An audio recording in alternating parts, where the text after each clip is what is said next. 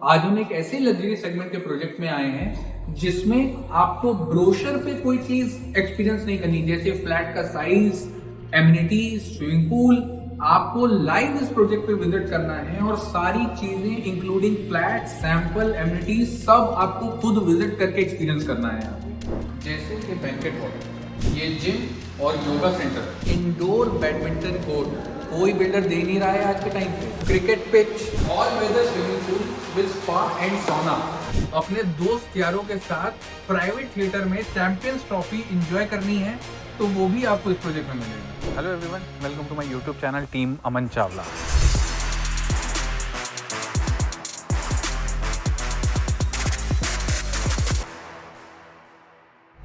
Real estate में सबसे important चीज़ जो मेरे वीडियो से, जो मेरे चैनल के ऑडियंस है वो देखते होंगे, जानते होंगे, समझते होंगे, वो है लोकेशन। तो it is Gomti Nagar extension sector 7।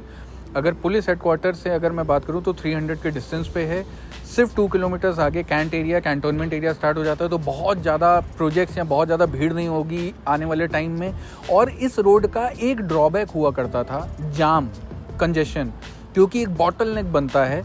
तो आज ही की न्यूज़ भी है, गवर्नमेंट इस रोड की कनेक्टिविटी G20 रोड से भी आगे प्लान हो रही है। इस रोड की कनेक्टिविटी सीधे हजरतगंज सुल्तानपुर रोड से भी प्लान हो रही है। इस रोड पे आगे एक बटरफ्लाई फ्लाईओवर की भी बात हो रही है, जिससे सीधे हम शहीद पथ पे कनेक्शन, हमको नया कनेक्शन मिलेगा। और अगर हमको पलासियों की तरफ जाना है तो अंडरपास पे ही सारा कंजेशन ना हो, इस चीज़ का ध्यान रखते हुए। तो ये सारी चीज़ें लोकेशन में वैल्यू ऐड करती हैं। गोमती नगर अपने आप में ही एक बहुत वेल इस्टेब्लिश्ड लोकेशन है और इस लोकेशन पे बहुत ज़्यादा बात करेंगे। मेरे बहुत सारे वीडियोस पे आप देख पाओगे इकाना स्टेडियम, फिनिक्स पलासियो, लुलु मॉल और बहुत कुछ इस लोकेशन पे आ रहा है। और इस लोकेशन को एक और चीज़ बहुत स्पेशल बनाती है, वो है इस प्रोजेक्ट के जो आसपास का नेबरहुड है ना, वो भी सब एक क्लास है। यहाँ पे सारे ही प्रोजेक्ट्स, पर्टिकुलरली अगर मैं इस रोड की बात करूँ तो कोई अफोर्डेबल सेगमेंट पे नहीं है, कोई मिड सेगमेंट पे नहीं है, या तो प्रीमियम, या तो लग्जरी, या तो अल्ट्रा लग्जरी। ये फैक्टर बहुत इंपॉर्टेंट है, स्पेशली इस रोड पे गोमती नगर एक्सटेंशन सेक्टर 7। अगर इससे पीछे चले जाएंगे तो हमको अफोर्डेबल सेगमेंट भी मिलेगा, लग्जरी भी मिलेगा, मिड सेगमेंट भी मिलेगा, प्रीमियम सेगमेंट भी मिलेगा। लेकिन पर्टिकुलरली इस रोड पे एल्डिको ट्रिनिटी, बी रियल्टी का प्रेस्टीजिया प्रोजेक्ट, ऑरेंजे कैसल और MR का अभी एक आने वाले टाइम में एक और लॉन्च है। ये सारे लॉन्चेस जो हैं ये सब हाई एंड होने वाले हैं, इसलिए ये लोकेशन बहुत इंपॉर्टेंट है। और लोकेशन की जो कमी है वो आने वाले, मुझे लगता है 3 या 4 साल के अंदर पूरी तरीके से खत्म हो जाएगी। अगर इस प्रोजेक्ट की बात करें तो टोटल 16 टावर्स इस प्रोजेक्ट में हैं, जिसमें से फेज़ 1 में 6 टावर्स हैं, जिसमें से ऑलमोस्ट 90% फ्लैट्स की रजिस्ट्री आज की डेट में हो चुकी है। 80 के आसपास फैमिलीज इस प्रोजेक्ट में रह रही हैं। और इसके साथ में इस पूरे प्रोजेक्ट में अभी भी फेज़ 1 में रेडी टू मूव यूनिट्स मिलती हैं। एक लौता प्रोजेक्ट लग्जरी सेगमेंट का जिसमें आपको इमीडिएट रजिस्ट्री और पोजीशन का ऑप्शन मिल रहा है, और उसमें आपको इन्वेंट्रीज भी अवेलेबल है। अभी आज की डेट में ऑलमोस्ट 30 से 50 यूनिट्स अवेलेबल हैं, तो अच्छे खासे ऑप्शंस आपको फ्लोर वाइज मिल जाते हैं। फेज 2 एंड फेज 3 लगभग 100 ऑड यूनिट्स दोनों में आने वाली हैं। और अच्छी चीज़ ये है कि कंस्ट्रक्शन होता है तब प्रोजेक्ट ऑफिशियली या वो फेज ऑफिशियली लॉन्च किया जाता है। तो एक बायर्स को एक बहुत अच्छा मैसेज है, एक इन्वेस्टर्स या एंड यूजर के लिए सबसे अच्छी चीज़ ये है कि पोजीशन जल्दी होगा। लग्जरी सेगमेंट के जितने प्रोजेक्ट्स हैं 2021-22 में लॉन्च हुए, किसी को 5 साल, किसी को 7 साल का टाइम है, ये प्रोजेक्ट में आपको 3 से 6 महीने में भी अगर पोजीशन चाहिए वो ऑप्शन भी अवेलेबल है। अगर आपको 12 से 18 महीने का पेमेंट प्लान चाहिए तो भी वो ऑप्शन अवेलेबल है। और अगर आप बिल्कुल वेट नहीं करना चाहते, रेडी टू मूव यूनिट आप ढूंढ रहे हो अपने लिए, फैमिली को जल्दी शिफ्ट करना है एक अच्छे location, Gomti Nagar extension type के लोकेशन में, तो आपको वो ऑप्शन भी अवेलेबल मिलता है। इस प्रोजेक्ट को जो यूनिक बनाता है वो है इसकी डेंसिटी। नॉर्मली हर लग्जरी सेगमेंट के ऑप्शंस जितने भी अवेलेबल हैं इस समय मार्केट में, उसमें आपको 100 या 80 फ्लैट्स पर एकड़ के आसपास आपको डेंसिटी मिलती है। इसमें 50 फ्लैट्स ऑन एन एवरेज, 50 से 55 फ्लैट्स पर एकड़ की डेंसिटी है। सिर्फ 330 ऑड यूनिट्स हैं 7 एकड़ के पैच में। और जो टावर का लेआउट डिज़ाइन है, कुछ टावर 10 फ्लोर से 17 फ्लोर की हाइट में है, वो लेआउट इस तरीके से है कि सभी टावर्स की सभी यूनिट्स को प्रॉपर सनलाइट मिले, प्रॉपर एयर वेंटिलेशन मिले और किसी का भी व्यू कहीं से भी ब्लॉक ना हो। ये इस प्रोजेक्ट को बहुत ज़्यादा यूनिक बनाता है। ये लेआउट पूरा इस पूरे प्रोजेक्ट को बहुत ज़्यादा यूनिक बनाता है।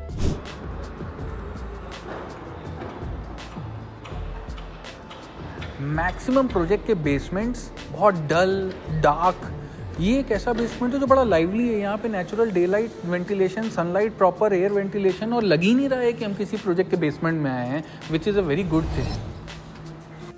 अगर हम प्रमोटर की बात करें तो बहुत ही कैश रिच कंपनी है। जो जितने भी प्रमोटर्स इन्वॉल्व हैं वो बहुत अच्छे फैमिली बैकग्राउंड से आते हैं, फाइनेंशियली बहुत वेल टू डू हैं, और इसके साथ में जो एक्सपीरियंस है स्पेशली सूरज कंस्ट्रक्शंस का, तो ऑलमोस्ट 40+ ईयर्स का एक्सपीरियंस है इंफ्रास्ट्रक्चर डेवलपमेंट में, कंस्ट्रक्शन लाइन में।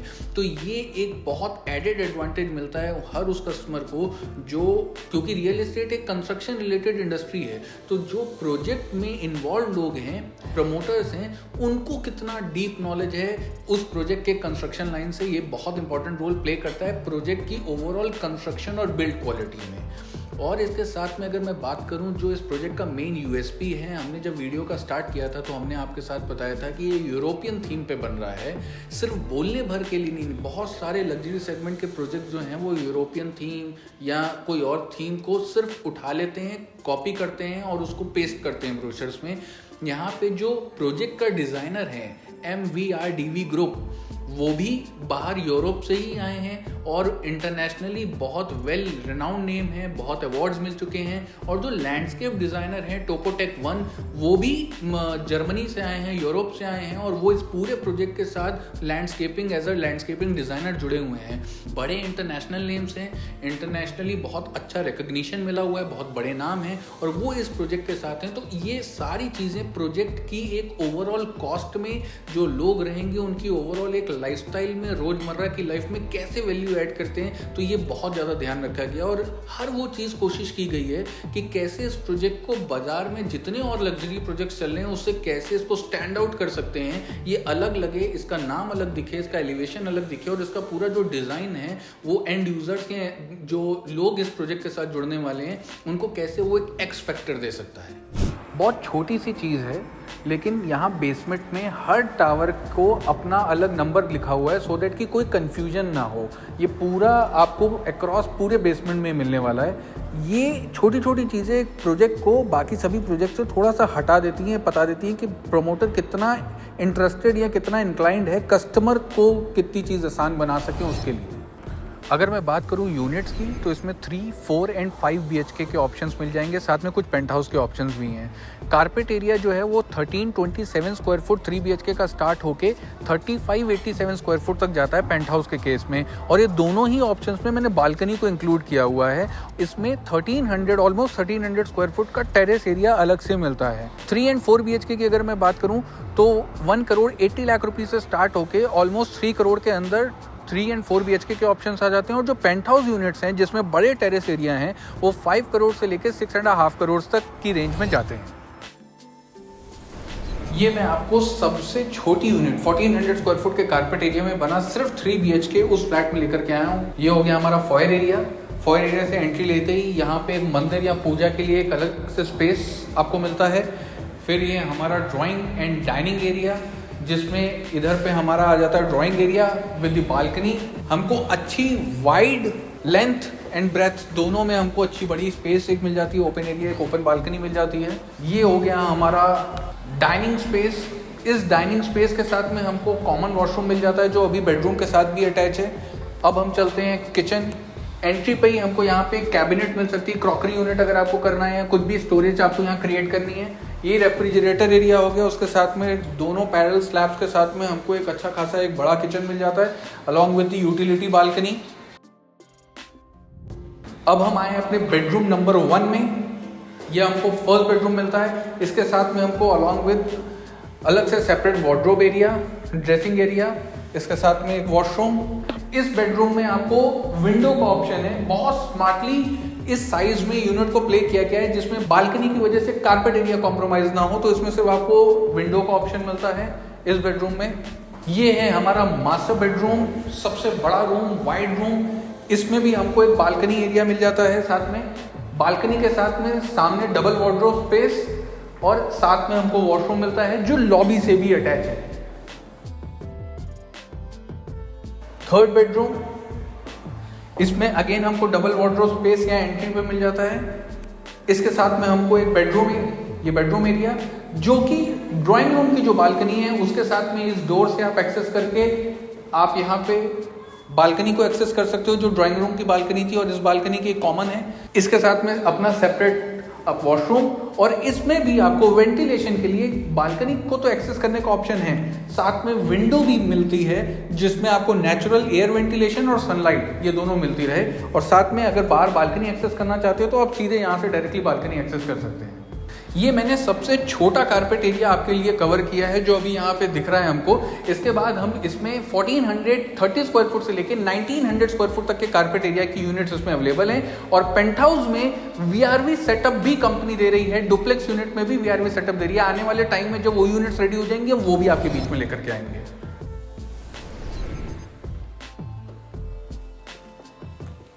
ये जो कॉन्सेप्ट आप देख रहे हो, ये डुप्लेक्स फ्लैट का, ये औरंजे बहुत पहले लेकर के आया था और ये लोगों को पसंद भी बहुत था और डिमांड में भी बहुत था, इस वजह से ये प्लान किया गया था एक टाइम पे।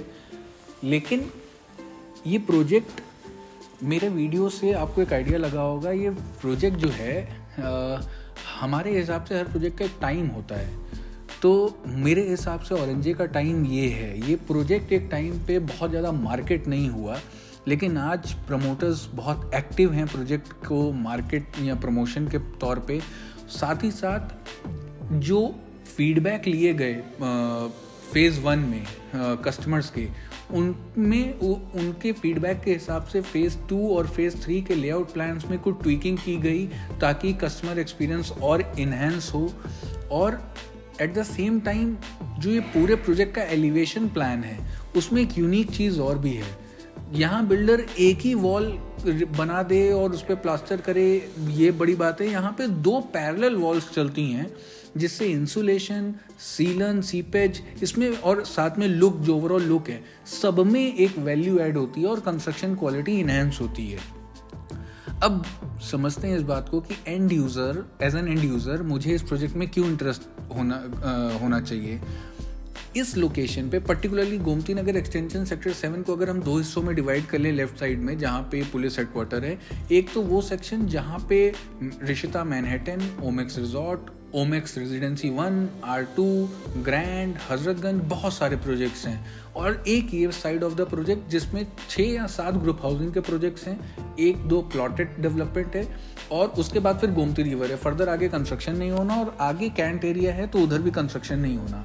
तो इस पर्टिकुलर रोड पे बहुत ज़्यादा कंजेशन नहीं है। और जो शिकायत थी बॉटल नेक की, एंट्री एग्जिट की, वो आने वाले टाइम में जो न्यूज़ आई है, जो लेटेस्ट डेवलपमेंट है, जो रोड का कनेक्टिविटी G20 रोड से और रोड की कनेक्टिविटी शहीद पथ से और जो अंडरपास है सिर्फ उस पर डिपेंडेंस नहीं होगा। तो ये सारी चीज़ें कहीं ना कहीं कंजेशन को कम करेंगी आने वाले टाइम में और कनेक्टिविटी को इन्हेंस करेंगी, जो ट्रैफिक कंजेशन है उसको ईज आउट करेंगी।